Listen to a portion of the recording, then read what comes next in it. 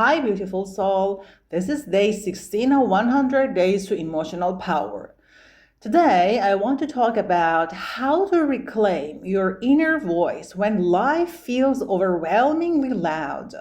Many people feel that their inner mind is crowded, that daily responsibilities, social expectations, and endless information create constant noise.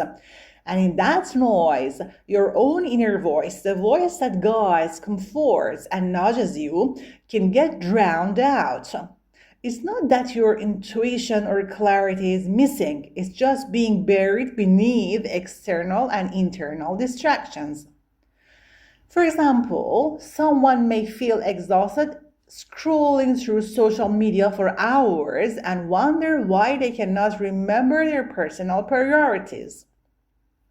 Or a parent may feel pulled in every direction, such as work emails, chores, children, relatives, and realize they cannot hear what they truly want. Or someone starting a new project may feel stuck, unsure whether the idea is theirs or just an echo of someone else's advice. This is a common experience. The inner voice exists, but it is overshadowed. Let's talk about practical ways to reclaim it. First, notice the noise. Begin by observing your daily patterns. What fills your day? How often do interruptions, messages, or inner worries take up attention? Track them for a week. The simple act of noticing begins to separate the external from the internal.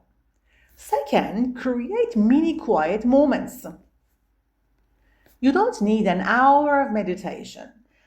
Even 3 to 5 minutes of intentional pause can reconnect you with your inner voice. For instance, during a coffee break, close your eyes, take a deep breath, and ask, what am I truly feeling right now? Or while waiting in line, place one hand on your chest and notice your heartbeat. Just noticing it anchors you. Third, write unfiltered thoughts. Morning or evening journaling is powerful. Don't edit. Don't aim to solve anything. Just write. I feel, I notice, I want. This practice allows your inner voice to surface uncluttered by judgment or expectation. For example, a person journaling might realize that their inner fear of failure is stopping them from applying for a promotion. The voice emerges in clarity. I want growth, but I fear being judged.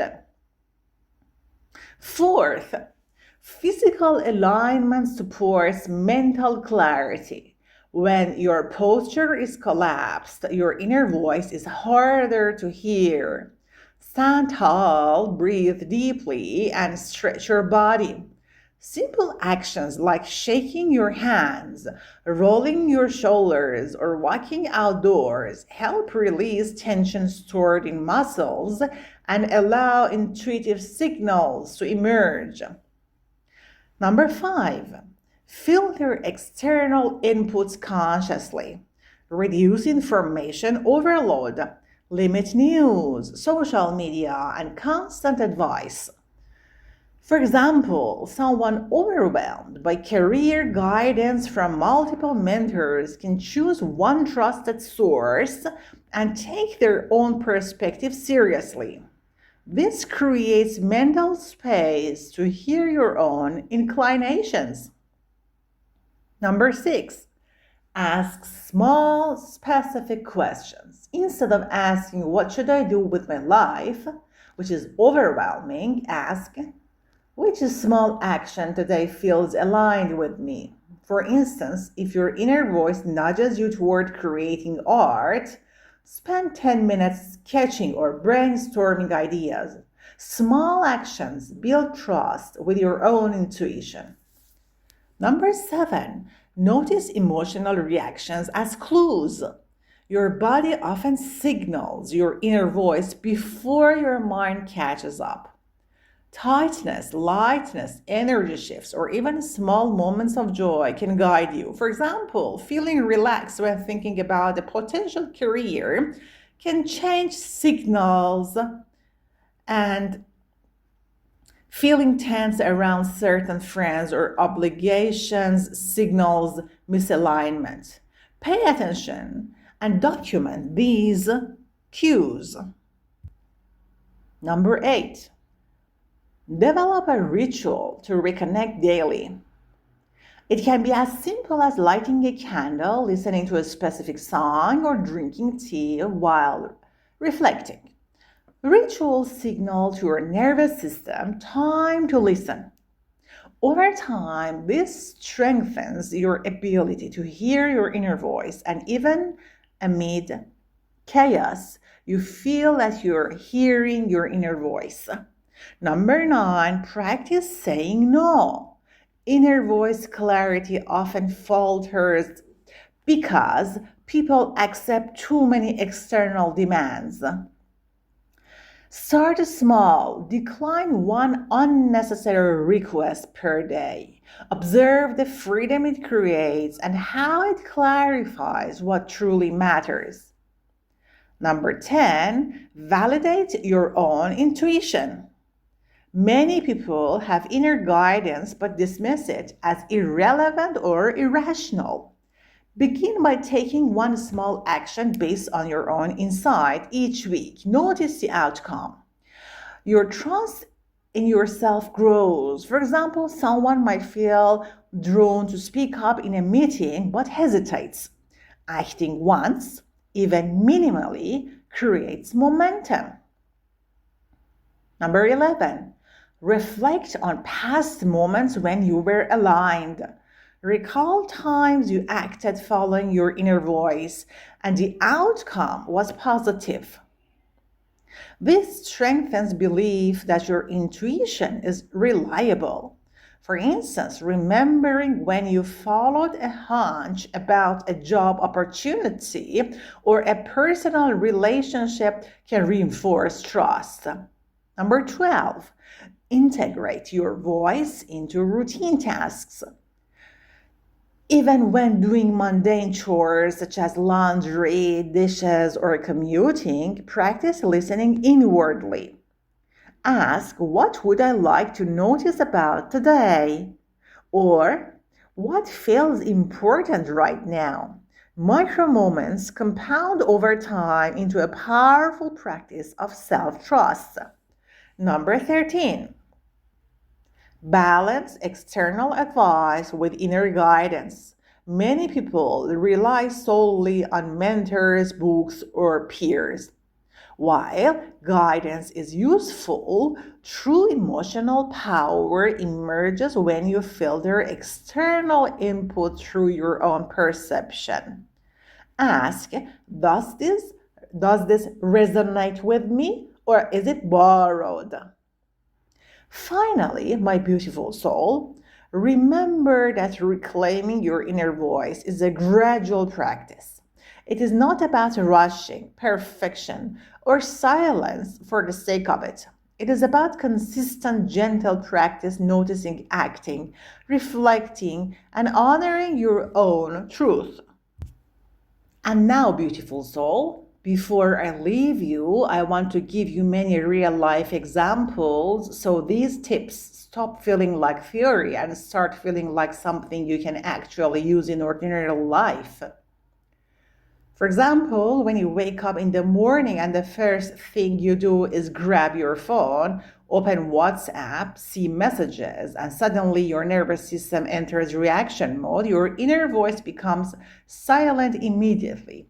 So instead, even if you cannot change your whole routine, try something small, like sitting on the edge of your bed for 30 seconds and asking yourself, what do I need today?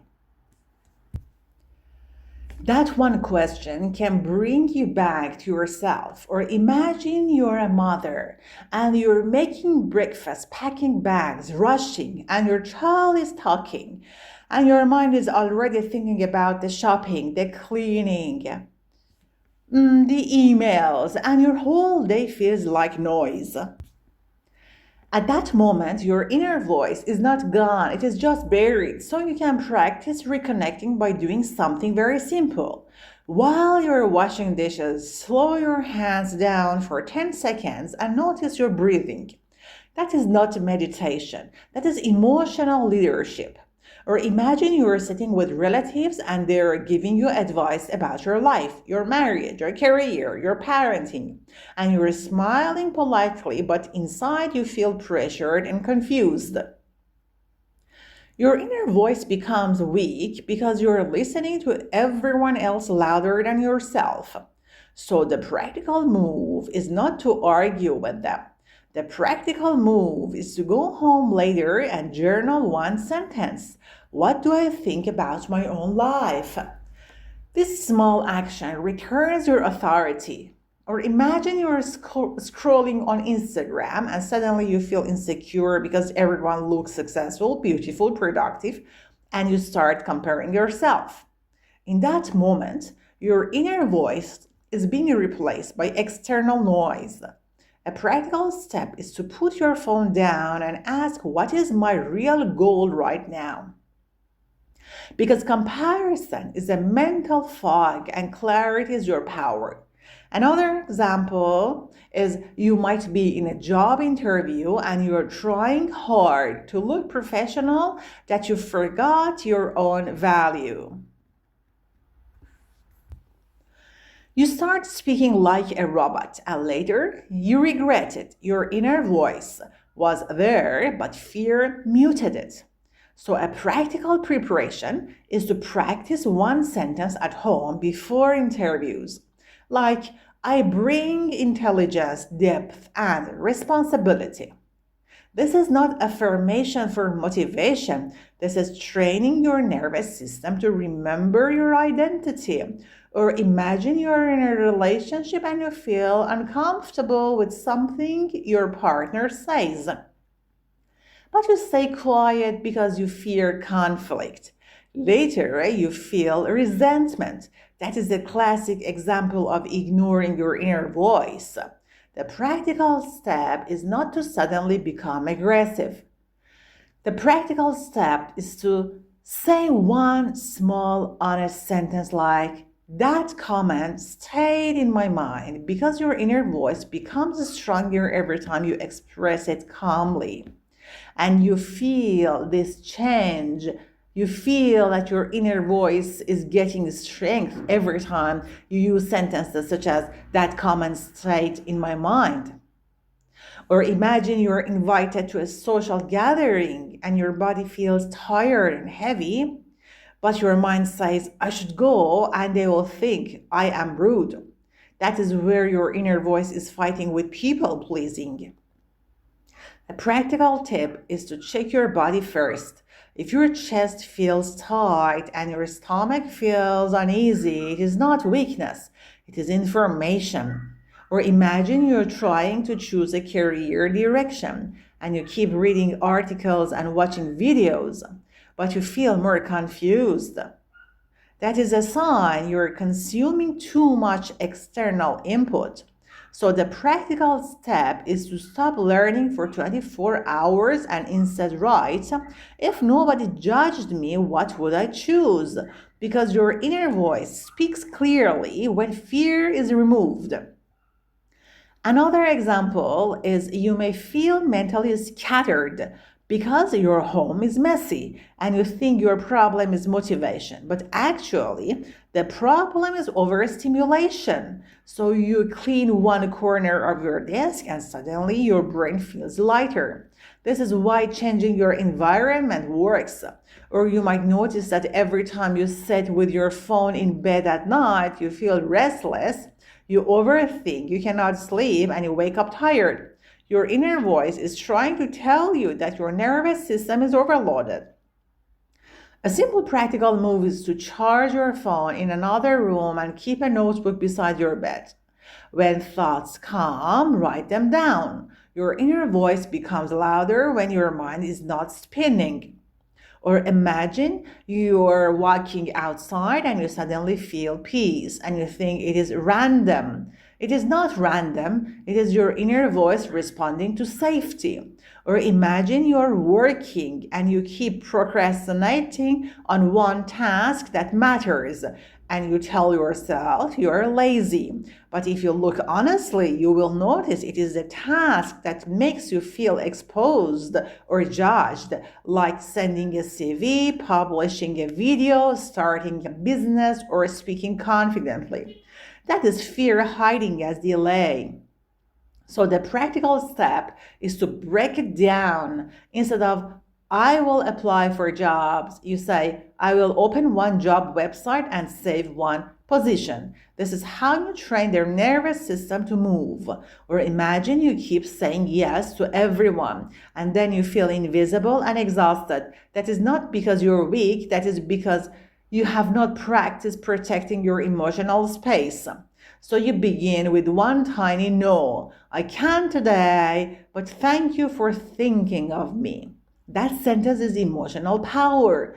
Or imagine you're always around people who complain, criticize, gossip, and drain you. And after every conversation, you feel tired. That is your inner voice telling you that this environment is not safe for my energy.